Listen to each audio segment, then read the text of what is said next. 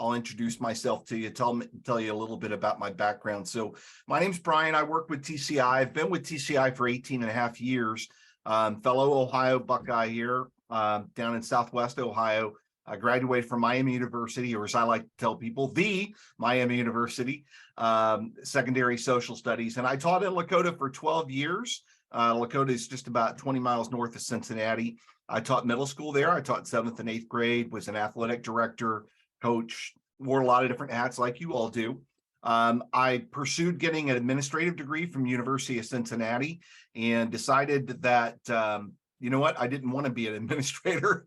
I wanted to stay as a classroom teacher or work in curriculum development. And so there is where I took off. I left the classroom in 2004.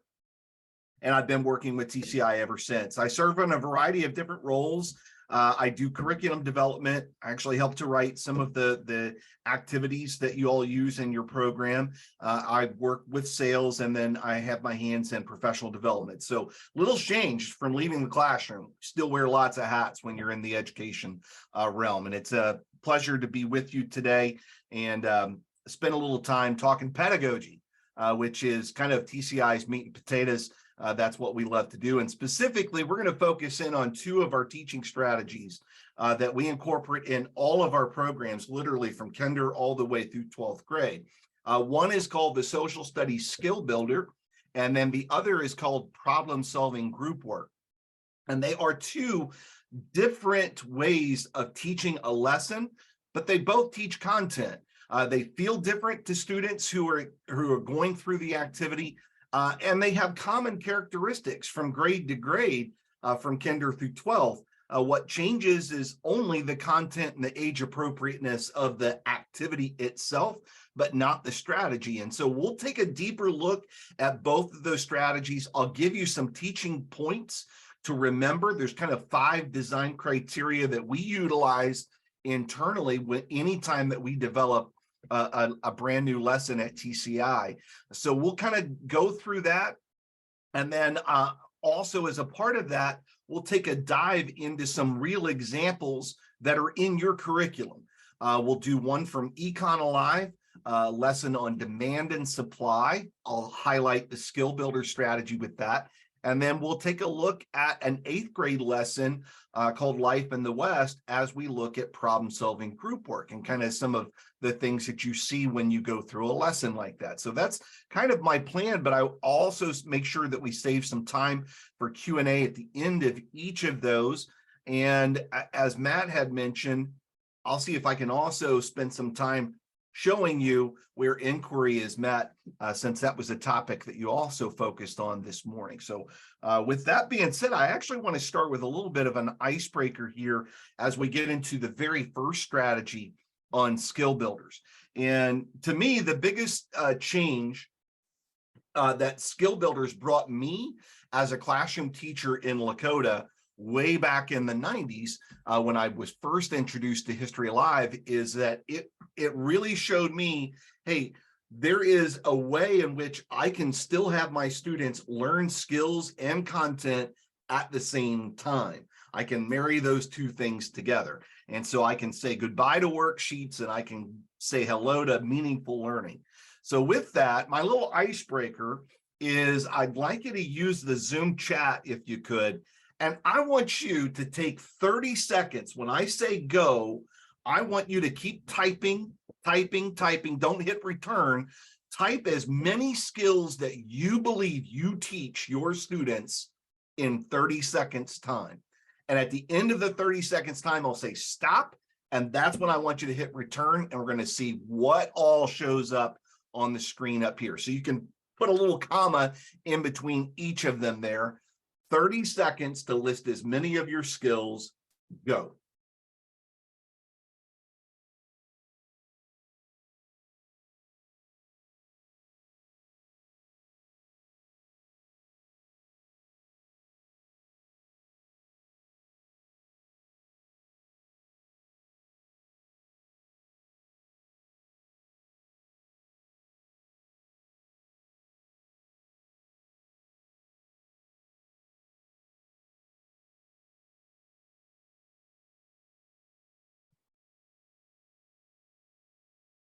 Stop. All right, go ahead and hit return. All right, so now we're going to take just a moment here. And if you've got the chat open, kind of scroll up and see what people typed in, not just your responses, but look at some of the other folks that are there. And of course, Matt, we've got a group here from 6th grade all the way through high school, correct? So let's look at what's common, what might be different that's there, what may be very specific to some grades versus another.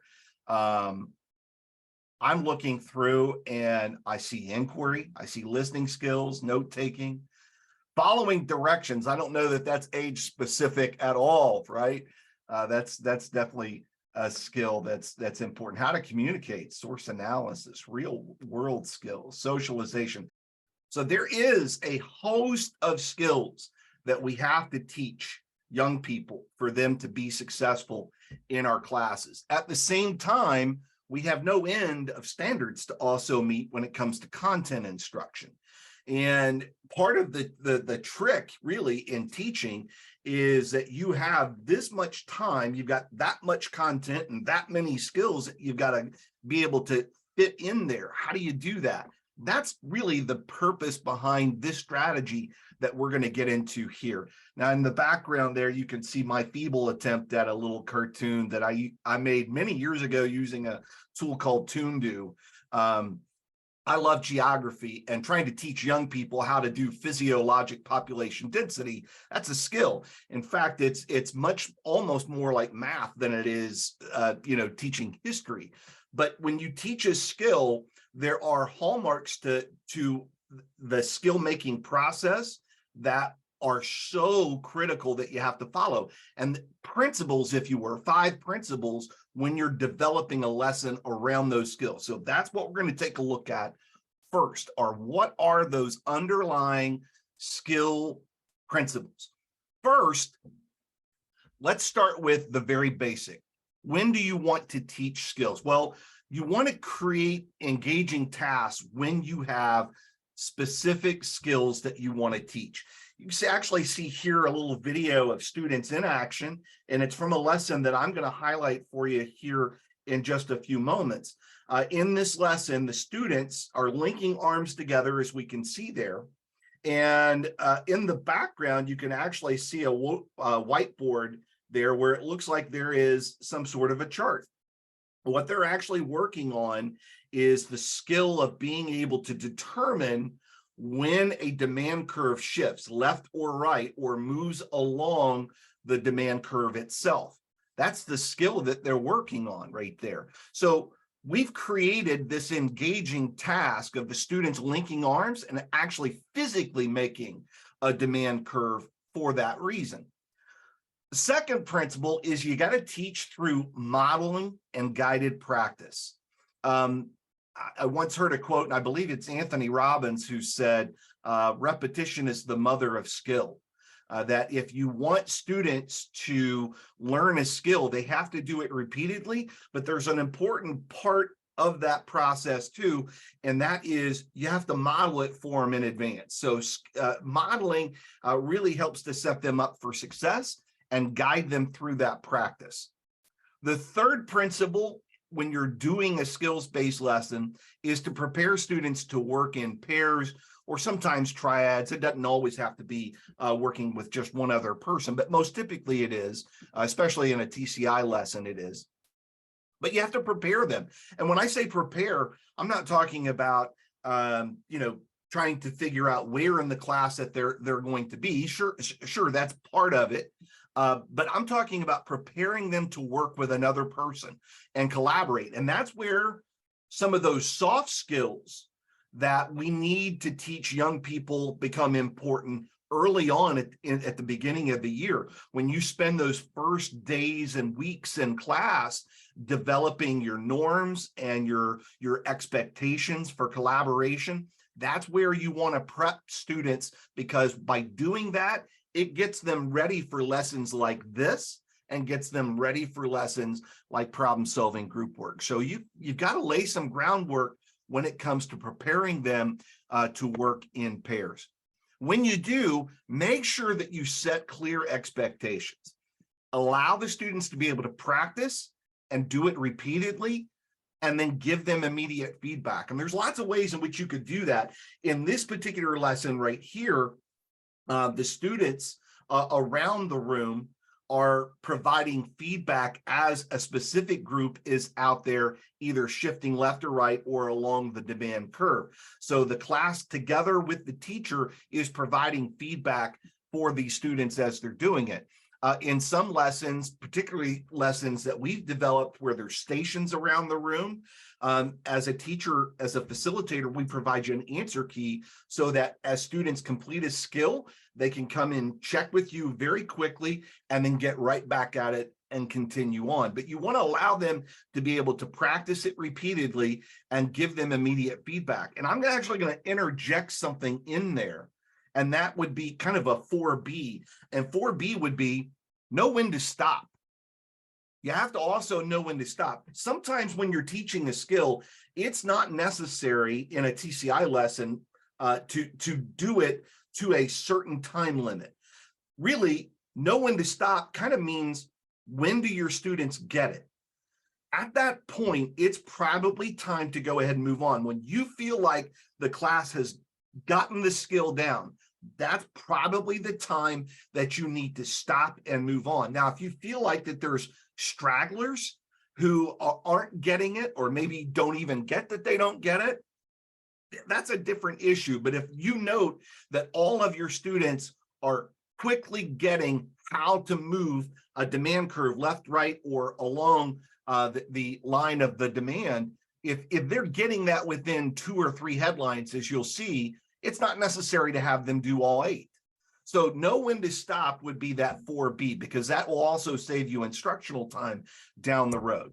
And the last one there is to debrief the lesson and make sure that you help the students make a connection with the key concepts that they've been doing. So it's not just a physical exercise that they're going through here. It's not them just reading fake news headlines.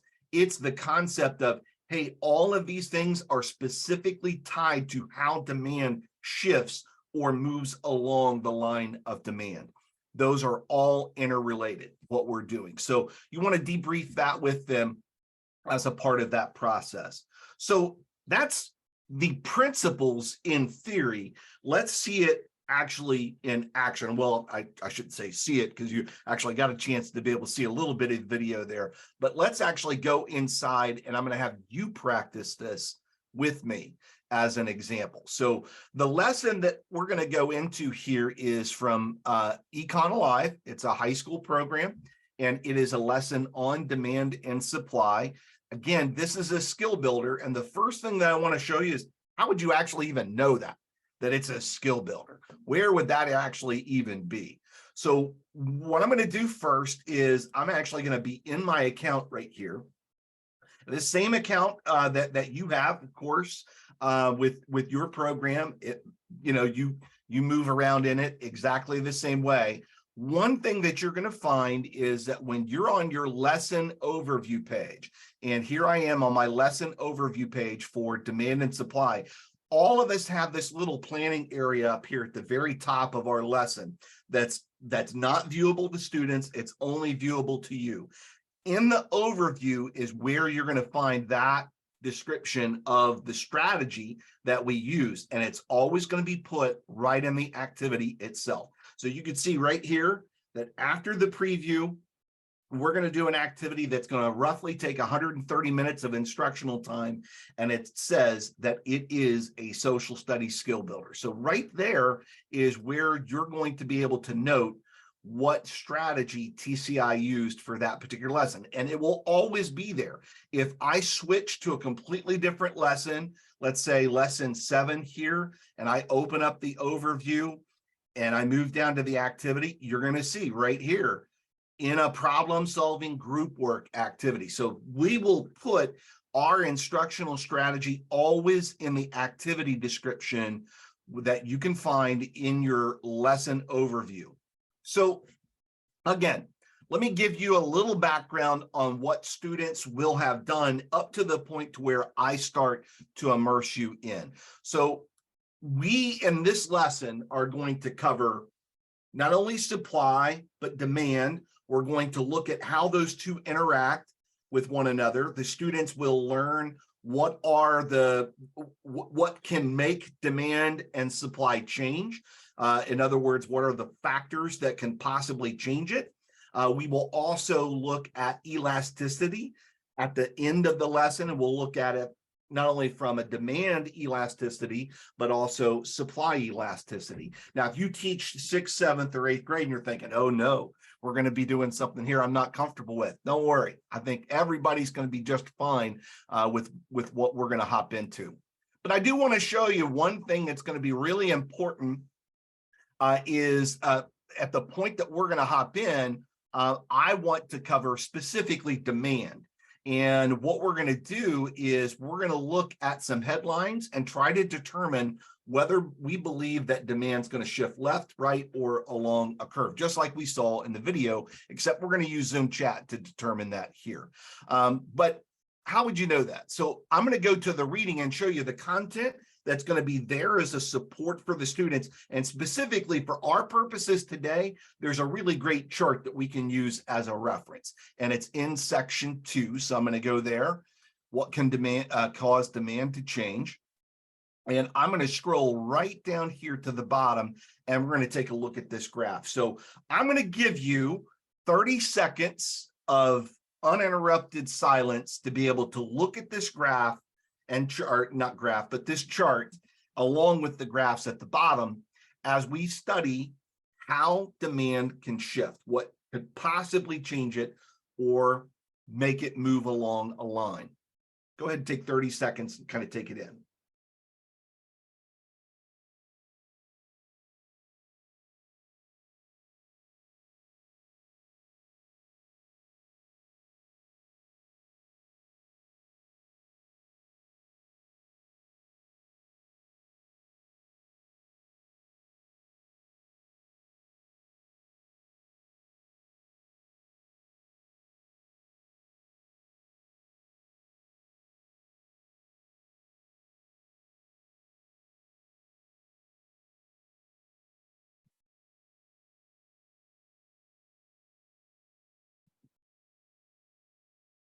All right, let's pick a couple examples in here and talk real world. So there are some things that can cause the demand for any good or product or service to change, but they are very limited to these items right here. So a change in consumer income, the number of consumers, consumer tastes and preferences, consumer expectations, the price of substitutes, the price of complementary goods. Now, when I say a shift, what that means is that there will be a different demand at every available price point. Give you an example. Who does not like cookies? Is there anybody in our webinar that does not like cookies? And if you do, I don't know that you and I could be friends if you don't like cookies. All right, but that's going to be my example here. And the one that I'm going to pick on is this one down here, the price of complementary goods. When you think of cookies, what do you think of? Use Zoom chat. And when you're eating cookies, what else do you think of? Use Zoom chat and tell me. Sarah got it right off the bat. You hear cookies, you're thinking milk right off the bat. All right. So if the price of milk suddenly goes up, what are some things that could cause the price of milk to go up? Well, we've kind of experienced that, right? With the supply chain issues and things like that. So if the price of milk goes up, then what's going to happen to cookies is that there is going to be a shift to the demand curve to the left at every available price point, because there is going to be higher prices and that's going to cause that demand curve to shift. All right, so that's an example of how demand can change. When demand doesn't actually change, but all it does is move along the curve itself, is just in a situation where the price of a good changes. So if a cookie today, a really good one, what is that place? Crumble Cookies. You had Crumble Cookies, Matt? Awesome cookies. They're expensive though, right? I think they're like $2 a cookie or something like that. It's not cheap. And suddenly they go to $2.10 or $2.20. That's not going to shift the demand curve, because all that we've done there is change the price of that particular item. Typically, there's a lot that's interrelated, but we're going to try to keep it very basic here. And I'm going to give you 3 scenarios via headlines that we give to the students. And what you're going to tell me is, do you think that there's going to be a shift left or right? A shift to the left would mean that there will be less quantity demanded at every price point. And if it's a shift to the right, it would mean that there is more that will be demanded at every available price point. All right, so the headlines that we're going to look at are these 3 headlines: A, B, and C. So we'll take them in turn. A, average wages decline for workers around the country. That's the situation. How will this information likely affect the demand curve for movie tickets? B, the situation is this: 1970 styles popular with high school and college students. You see it a little bit even still these days. Kids will come in wearing bell-bottom jeans and stuff like that. So how will this information likely affect the demand curve for albums of disco music? What's going to happen to that album of Saturday Night Fever, right? And then C, fast food chain raises prices on all menu items. How will this information likely affect the demand curve for the chain's burgers? Okay, that's going to be the 3 headlines. What I'm going to do for you, and I think that if I just close out of there, I am going to copy this image address and I'm going to put it in Zoom chat. And Matt, can you click on that and see if that chart will pop up for you? Yep. All right, so everyone, if you click on that link that I just put in chat, what I'm going to do on mine is I'm going to show you the headlines here. And what I'm going to do is I'm going to give you, let's say, 2 minutes, 3 minutes. And I want you on a scrap piece of paper. I want you to tell me, is it going to move left, right, or is it going to remain the same based on what you see on the chart? And keep in mind, you've not read the chapter or anything like that. So we're going to do this first with A, B, and C, and then we'll talk about those together.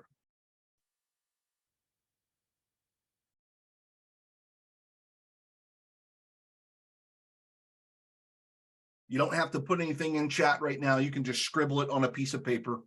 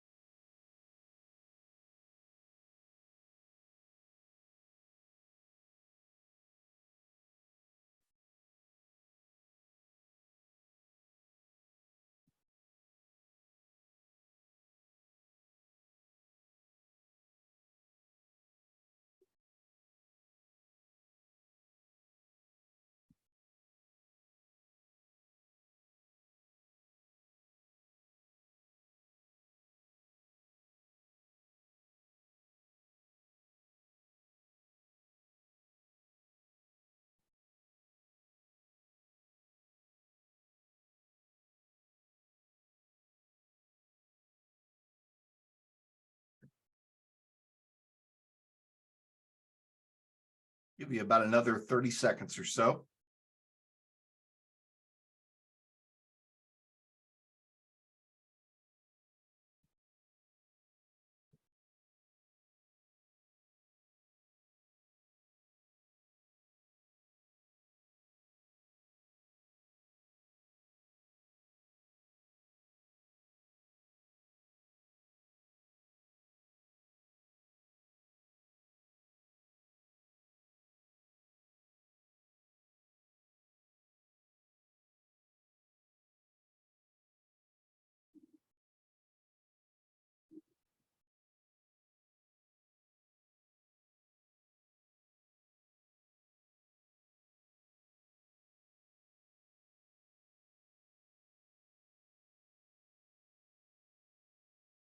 All right, so let's stop.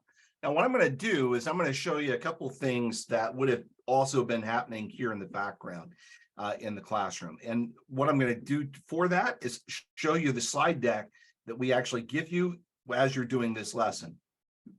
So this would happen after the preview. As a teacher, we would be using the prompts that are here to set up this activity. And we can see here that we've got two students who are working together and that they're told that they're going to be working with the headlines. The little PDF that I was showing you here is in the materials. You cut them out, and then you just make sure that you've got enough so that as the pairs are working through the headlines, that there's enough for everybody. So that's what's happening here in the background. And then, of course, we want to make sure that we establish the specific step-by-step procedure that they're going to follow. So they're going to read the headline. They're going to determine whether or not it's going to shift the entire demand curve left or right, or not shift it and only change the quantity demanded. They're going to then capture that information in their notes. There's actually, they have to do it in their interactive student notebook, and then they're to get it checked by a teacher and then repeat that process with a new headline. So they will constantly be coming up to you and getting feedback from you as you're going through. So the reason that you do that is, particularly in a skill like this here, you want to catch errors early on, because if they practice repeatedly and they learn a skill incorrectly, it's really hard to reteach it down the road, especially once they bomb your test. So that's why the idea of making sure that you follow up and give repeated practice and feedback is so critical. So with that being said, if I move forward here, then what I'm going to be able to do is actually throw up the headline and have my students step forward into the floor of the class. They're going to link arms, and then they're going to either move left or right, or they are going to only move along the demand curve, because actually on the floor of the class, you use painter's tape or something like that, and you make an XY so that they can do that along with the demand curve itself. So let's see how you did here. So the average wages decline for workers around the country. What I'd like you to do is go ahead and use the chat and now tell me, is that going to move left, right, or is it only going to move along the existing demand curve and change the amount that's the quantity that is demanded? Tell me left, right, or only in the middle.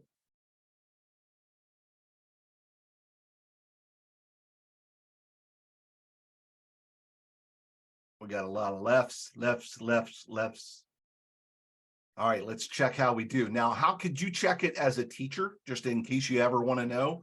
We'll always provide an answer key, obviously, in your materials. But when you're using the slide decks, the other thing you can always look for are these little orange buttons that we'll sometimes put there for you. Orange means it's only viewable to you. The students do not have that. So you can click on that right there, and we can see, for example, in this case, that the wages declining for workers around the country, it is going to move to the left.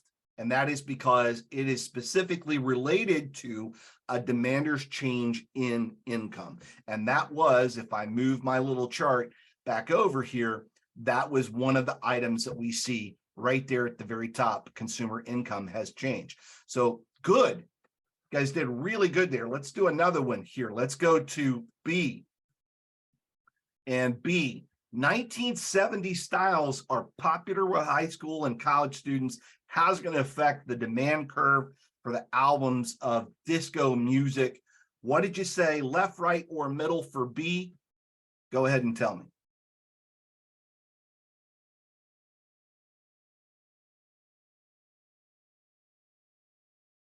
This one's a little bit tougher.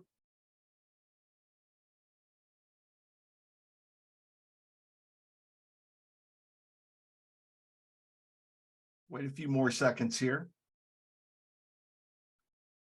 Seems like a consensus is that it moves to the right, but there were several others that said either middle, and even a few that said to the left. So if this is what happens, then what it should do is it should move to the right, because it is a change in consumer tastes and preferences. suddenly it's hip to be just like me again. So that means it is a shift in consumer preferences. All right, then there's one more example I had you do, and that is C. Fast food chain raises prices on all menu items. How will this information likely affect the demand curve for the chain's burgers? Okay, so think about it. Put your answer in left, right, or is it only going to change the amount of the demand?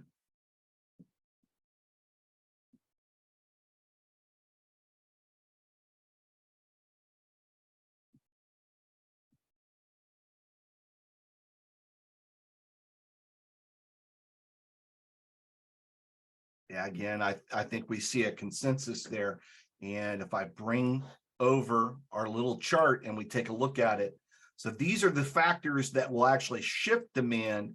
All we know is that the price of every item, and that would have to include the burgers, right? Every item's price is suddenly more. All that's going to do, according to this graph, is it's going to lead only to a movement along the demand curve. In other words, as price goes up, the quantity demanded will be less, but it's only going to move along that existing curve. Okay, so that is a skill that we would repeat.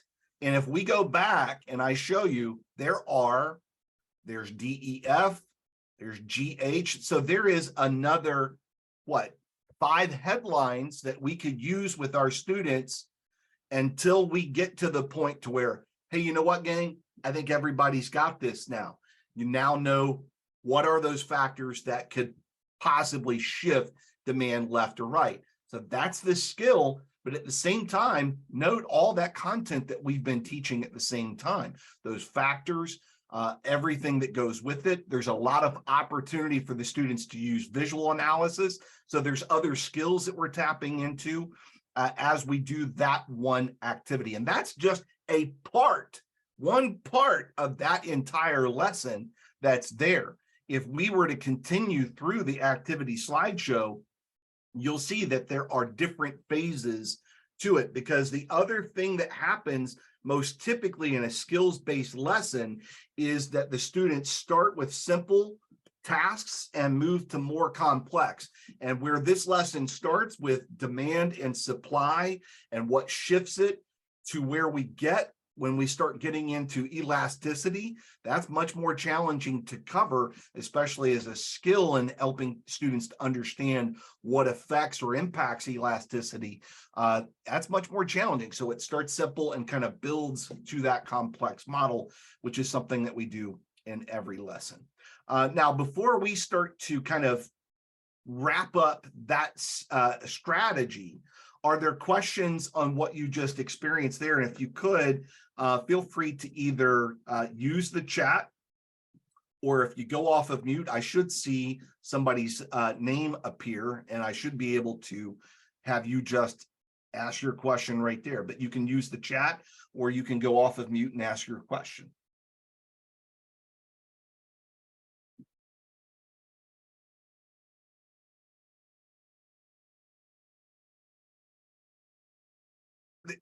Let me also give some more concrete examples too of a skill builder, even though we did a deeper dive with this one for econ. Let's say that you taught middle school and you are getting ready to get into a unit, let's say on medieval Africa, all right?